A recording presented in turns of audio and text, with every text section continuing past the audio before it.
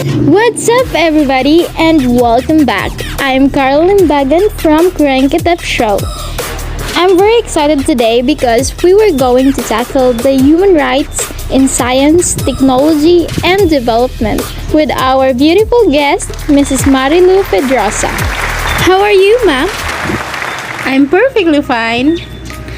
It's an honor for me that you accept my invitation to be part of our show. It's an honor for me too. Okay, there's a lot of people confused about their human rights. But as of now, we're just chill out and relax in the meantime. But it is important to us to know some information regarding this particular topic. So, are you ready, ma'am? Yes, I am. Then let's get started.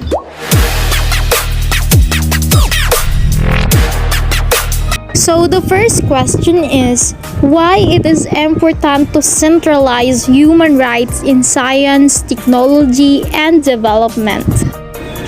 Because human rights are also right to sustainability, serving to protect the poor and vulnerable from the excess of market-driven science and technology. And also, human rights are not only an effective way to bring about social change, they are also an indicator of a state's governmental administration and democratic governance, such that they are constitute an indicator of social change. Oh, I see. It's good to hear.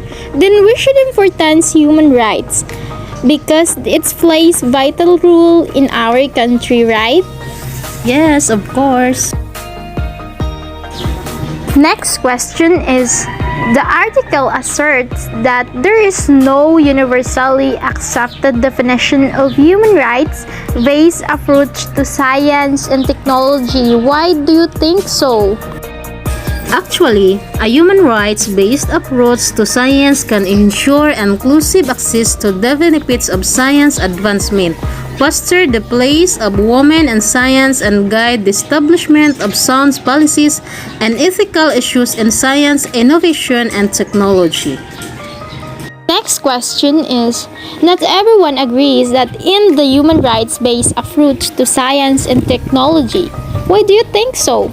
Because without a human rights approach to science and technology and development, the uneven distribution of goods from several and natural resources to intangible resources such as human dignity and autonomy would only grow, exacerbate, resulting in further environmental degradation and above all the heightened. Okay, next question is, give at least two concrete examples of how a human rights-based approach to science and technology leads to a good policy making and approach to development. Okay, here are some examples. First is global compliance based on international and regional treaties. For the second example is human rights-based programming on the part of donors and governments. For the last question, in your opinion, in the time of COVID-19 pandemic, do you think a human rights-based approach to science and technology is being implemented? Why or why not? For me, my answer is no, because there are many violations of the human rights during the COVID-19 pandemic, including censorship, discrimination, arbitrary detention, and xenophobia were reported from different parts of the world. Amnesty International has responded that human rights violations hinder, rather than facilitate, response to public health emergencies and undercut their efficiency. The WHO, which is World Health Organization, has stated that stay-at-home response for slowing the pandemic must not be mandated at the expenses of human rights. Thank you so much for your presence and time, and also for the knowledge that you give us by this day. We learned different and we gathered new information about the human rights. Thank you so much, Mrs. Marilu. Welcome and thank you so much too.